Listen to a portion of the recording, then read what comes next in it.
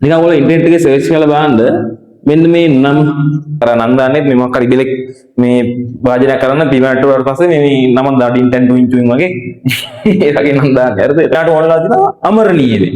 සමයයකට සෑහෙන උත්සාහ දරලා දිනවා මේ ඔය වෙද්දු ගෙනල්ලා මේ අමරණීය බෙහෙත් හදාගන්න සහ එක එක වැඩ කරන්න මෙයා සෑහෙන උත්සාහ කරලා තියෙනවා. එයා ගාව හිටපු සෙබළු 8000 ඒ සොහොනේ ඉස්සරහා මේ වල දාලා තියෙනවා. මේ 8000 විදි 8000 මේ උස ප්‍රමාණ කොණ්ඩ මෝස්තරය එතකොට මෙයාලා යදන් ඉන්න ඇඳුම් ඒවත් පවා වෙනස් කියලා කියනවා. රයිට්. එතකොට මේ මට ඔය ෆොසිල ගැන උගන්වන්න ඔයාලා මතක්නේ කියන්න.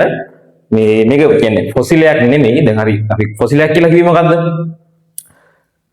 යම් විදියකින් සංරක්ෂණය වෙලා තියෙන ජීවි දේහයක් හරි නැත්නම් ජීවි දේහ කොටසක් හරි නැත්නම් ඒගොල්ලන්ගේ සලකුණු හරිය පවතින ප්‍රදේශයට අපි කියනවා කියලාද ෆොසිලයක් කියලා. හරිද? එතකොට මේ ඔය මට වෙන්නේ මතක වෙච්ච කතාව. හරිද? මේ නිකන් ඔයාලා ඉන්ටර්නෙට් එකේ සර්ච් කරලා බලන්න මෙන්න මේ නම ටෙරාකොටා. හරිද? ඒ 아무තු නමක් ටෙරාකොටා.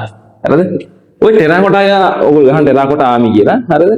මේක එනවා මේ ඔයාලට ඒ පිළිම සෙට් එකක් මේ තියෙන පින්තූරයක්.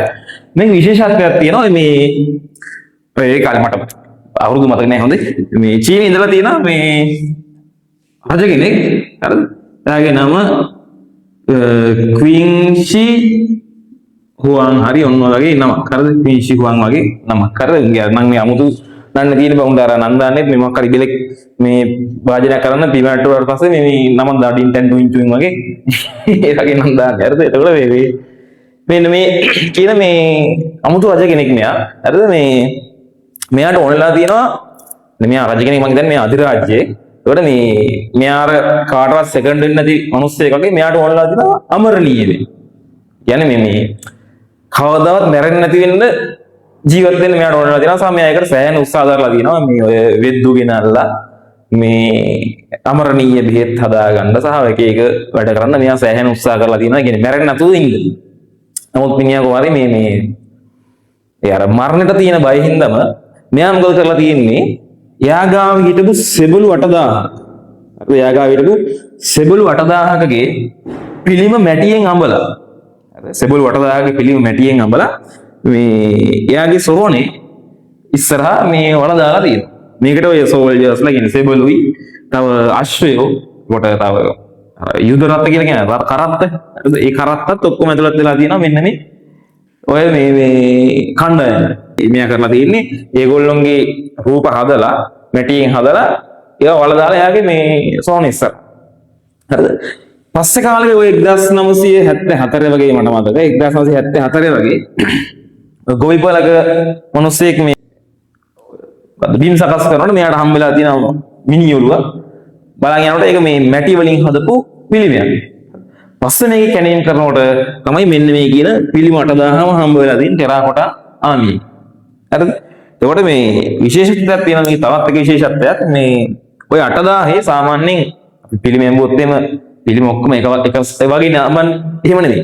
මේ 8000 විදි 8000. කියන්නේ මේගොල්ලන්ගේ මේ උස ප්‍රමාණ කොණ්ඩ මෝස්තරය එතකොට මෙයාලා යදන් ඉන්න ඇඳුම් කියන්නේ හිතන්නකො ඔය සාමාන්‍ය සෙබළු ජෙනරල්වරු ඒ වගේ ඉන්නේ. අර ඒ ඇඳුම් පවා වෙනස්.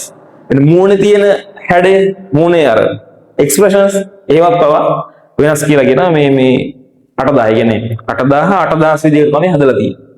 සහ මට මේක මතක විදිහට කියන්නේ මේ අධිරාජ්‍යයේ මේ ආමික හොයාගත්තට තාම මෙයාගේ සොහොන හොයාගෙන තියෙනවා. නමුත් ඒක විවෘත කරලා නැහැලු.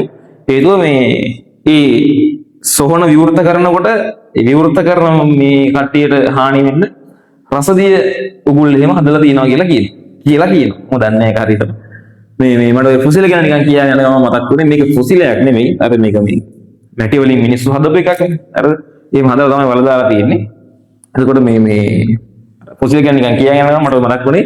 ටෙරාකොටා මේකේ කතන්දරේ පොඩ්ඩක් ඕනනම් Google එකේ සර්ච් කරලා බලන්න නැත්නම් YouTube එකේ සර්ච් කරලා බලන්න. ඒතර වීඩියෝස් ෆොටෝස් එකෙන් බලා ගන්න පුළුවන්. හරි?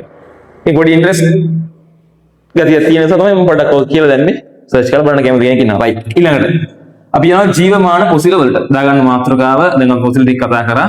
ජීවමාන ෆොසිල